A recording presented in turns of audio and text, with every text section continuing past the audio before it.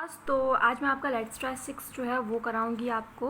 मैंने last time आपको let's try 5 करवाया था और चैप्टर था आपका हाफिज़ मियां द टेलर। ठीक है, तो इसका हम देख लेते लेट्स ट्राई 6। तो आपका दिया है इसमें मैच द फॉलोइंग, मीनिंग आपको एक तरीके से मिलानी है। सबसे पहले आपका दिया है एसेंट। तो एसेंट का मतलब होता है एग्रीमेंट या अप्रूवल। ठीक है, तो आप देखेंगे यहाँ एसेंट है और यहाँ पर आपका एग्रीमेंट एंड अप्रूवल, तो यहाँ पे फर्स्ट लिख देंगे।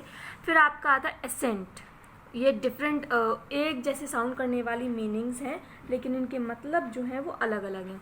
फिर आपका आता है एसेंट। इस एसेंट का मतलब होता है एक्शन ऑफ राइजिंग। ठीक है, तो एक्शन ऑफ राइजिंग आपका कहाँ दिया हुआ है, ये रहा आपका सेकेंड। ओरल, ठीक है, ये वाला जो ओरल होता है इसका मतलब होता है ये ईयर से रिलेटेड होता है, याद रखिएगा। ये जो ओरल होता है ये ईयर से रिलेटेड होता है, और ये जो ओरल होता है इसका मतलब कभी ना ओरल टेस्ट या कुछ तो रिलेटिंग टू द माउथ, ये जो है आपका वो मुंह से रिलेटेड होता है। तो ये हो गया आपका 4 वाला। अब इसके बाद आते हैं बेटेड।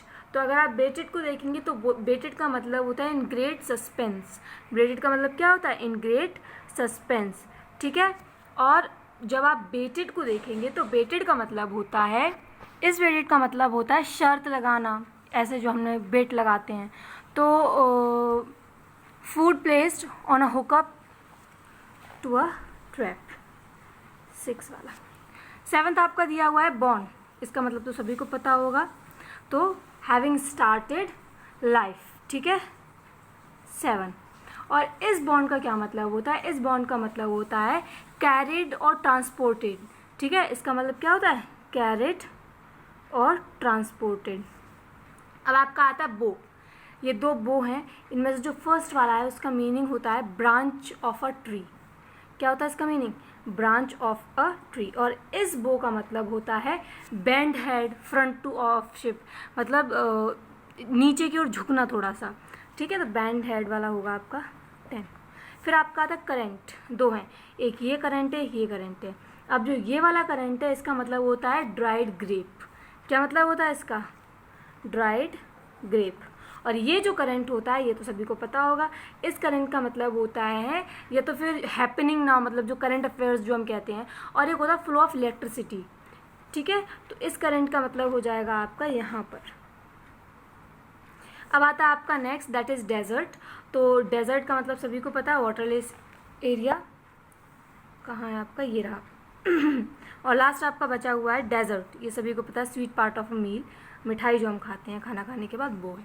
चलिए, तो ये आपके हो गए हैं। अब आपका यहाँ पे आता है building blocks, adjective and adverb, degree of comparison.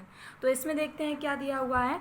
तो जब हम एडजेक्टिव और एडवर्ब या डिग्री ऑफ कंपैरिजन की बात करते हैं तो उसमें कुछ टर्म्स होते हैं जो आपको यहाँ पे बताए जाएंगे। Adjective are word use to modify और tell us more about a noun और अ प्रोनाउन। हम सभी जानते हैं एडजेक्टिव ऐसे शब्द होते हैं जो हमें किसी नाउन या प्रोनाउन के बारे में ज़्यादा जानकारी देते हैं।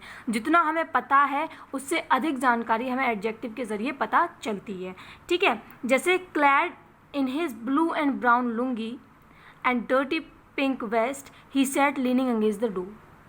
तो अपनी एक ब्लू, और तो हमें ये पता चले कि वो किस तरीके के कपड़े, हमें ये तो पता है वो कपड़े पहने हैं, लेकिन किस तरीके के पहने हुए हैं, क्या उनका सेंस ऑफ स्टाइल है, वो हमें यहाँ से पता चलेगा। That blue and brown lungi, वो एक नीली और भूरे रंग की लुंगी पहने हुए हैं। जो डर्टी पिंक वेस्ट है, एक डर्टी पिंक में वेस्ट में कुछ पहने हुए हैं पिंक कलर का, और दरवाजे से बैठे हुए हैं। यह हाफिज़ मियान का हाफिज़ मियान के एक बारे में एक लाइन है। तो हमें क्या क्या जानकारी मिली कि एक तो वो लुंगी पहने हुए हैं जो कि ब्लू एंड ब्राउन कलर की है, और उसके अलावा उनके कमर पर एक डर्टी पिंक कलर का वेस्ट बंधा हुआ है। Hafiz Miyan put across his best manner. हमें ये पता है कि उन्होंने अच्छे से बिहेव किया, लेकिन क्या सबसे अच्छा जो मैनर वो दिखा सकते थे उस तरीके से उन्होंने बिहेव किया।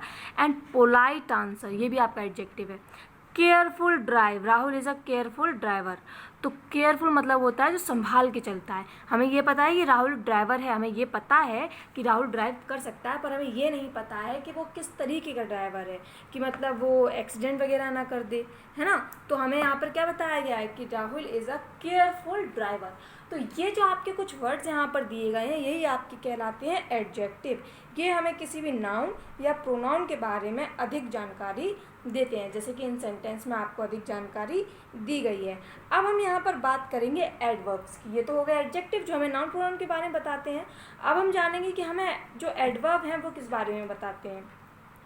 तो adverb are words used to modify और tell us more about a verb, an adjective और अनदर एडवर्ब। एडवर्ब आपके वो शब्द होते हैं जो हमें एक वर्ब के बारे में, एक एडजेक्टिव के बारे में, मतलब जो हमें नाउन प्रोनाउन के बारे में बताया उसके बारे में भी हमें पता चलता है, और उसके अलावा अपने ही जैसे दूसरे एडवर्ब को ये मॉडिफाई करता है। ठीक है, तो ये सिर्फ नाउन और प्रोनाउन के बारे में बताता है, जबकि एडवर्ब जो है वो वर्ब, एडजेक्टिव और अनदर एडवर्ब के बारे में बताता है।